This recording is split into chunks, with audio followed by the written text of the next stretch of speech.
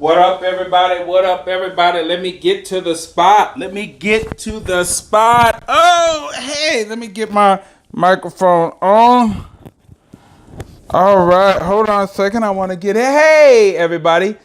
This is Plan Your Greatness, and I am your gracious host, Carlton Hamilton. Got my microphone on so we'll have a little bit better sound.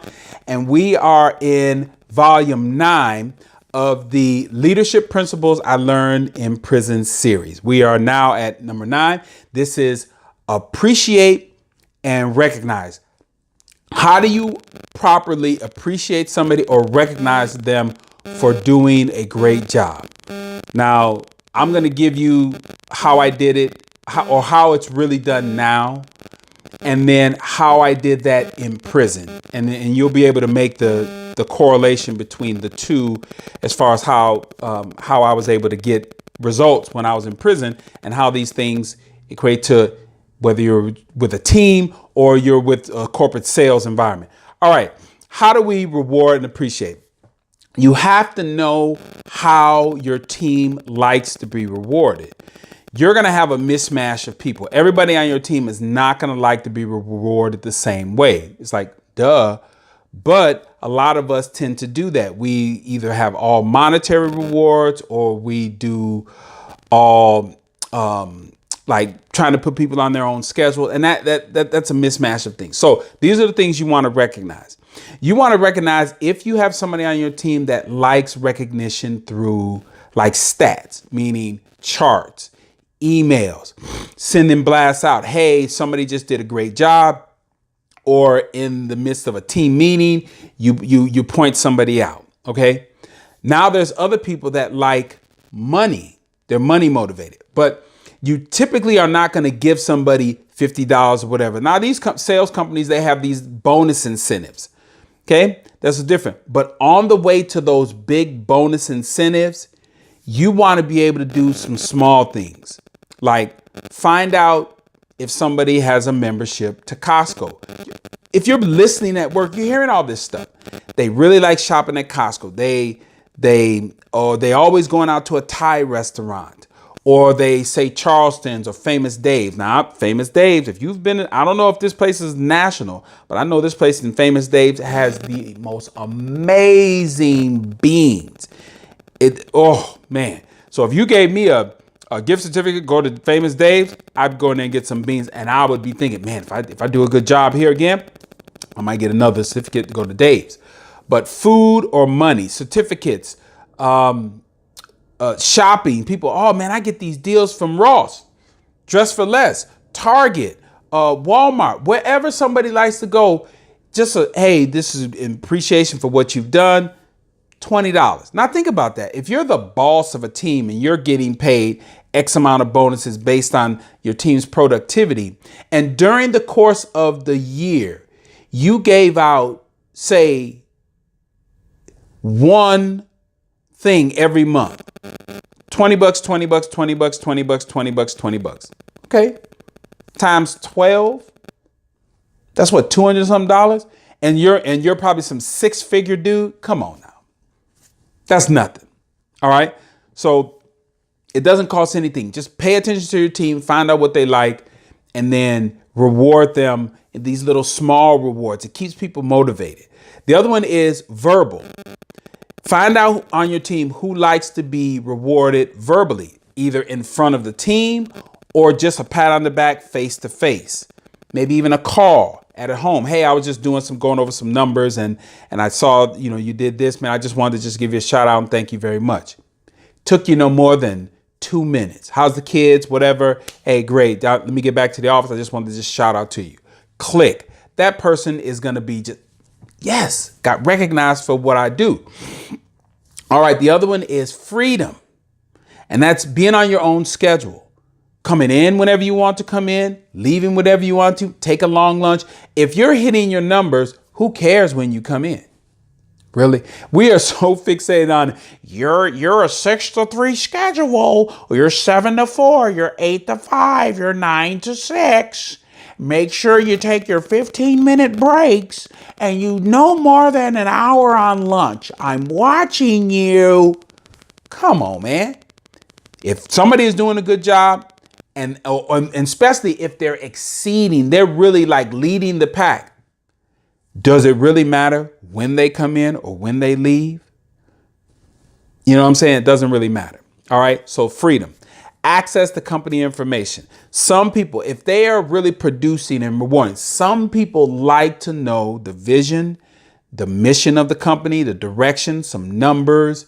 When there's things that are happening there's meetings, they like to know why that stuff is going down. And if you can allow them, or you know what I'm saying, if you can share that information with them, that's something people feel empowered on that. Now, that's in the real world. Now, how was I able to do that in prison? Very simply.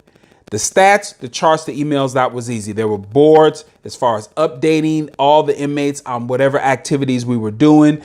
It actually just gave them the notice, what their names were on the highlighted. Anybody who helped was on that list. Food or money. You can't carry around cash in prison. So what I did was a lot of the inmates smoked. I'm surprised I didn't start smoking in there. But a lot of them smoked. And we had these small little bugler packages where you would actually roll your cigarettes, which was the most inexpensive way to keep your smoke game on. And so they were 60 cents for a pack. I can't even remember how many cigarettes you got out of that thing.